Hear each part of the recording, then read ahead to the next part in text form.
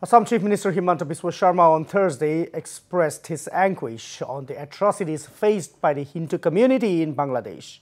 Addressing his followers in a Facebook post, Chief Minister Sharma said that violence faced by the minority Hindus in the Islamic country is a matter of concern for every Indian.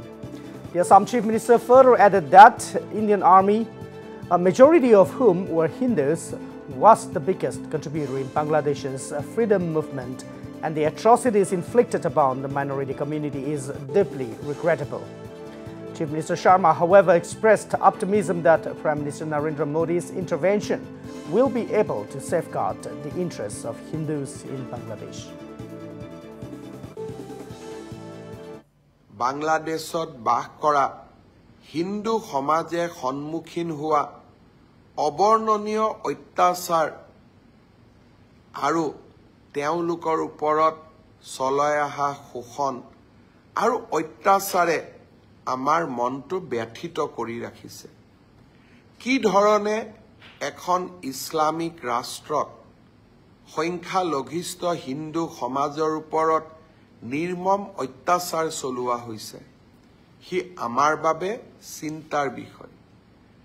যিখন ৰাষ্ট্ৰক স্বাধীনতা পোৱাৰ ক্ষেত্ৰত ভাৰতবৰ্ষই আটাইতকৈ বেছি সহায় কৰিছিল, যিখন ৰাষ্ট্ৰক স্বাধীনতা দিবলৈ সামৰিক বাহিনীৰ জোৱানসকলে তাৰ মাজত 90% হিন্দু আছিলে, যিসকলে চৰম ত্যাগৰ সন্মুখীন হৈছিল, আৰু যিখন ৰাষ্ট্ৰক স্বাধীন কৰিবলৈ আমাৰ অসম আৰক্ষীক আৰু ভাৰতবৰ্ষৰ ৰাইজে পূৰ্ণ সহযোগিতা কৰিছিল, সেইখন ৰাষ্ট্ৰই আজি আমাৰ সমাজখনক চলোৱা অত্যাচাৰে আমাৰ মন স্বাভাৱিকতে ক্ষোভিত কৰিছে।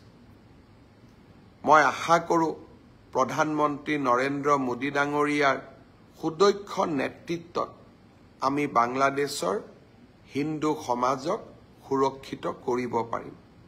তেওঁলোকৰ সুৰক্ষাৰ বাবে নেদেখা জনৰ ওচৰত আকৌ এবাৰ প্ৰাৰ্থনা কৰিলোঁ।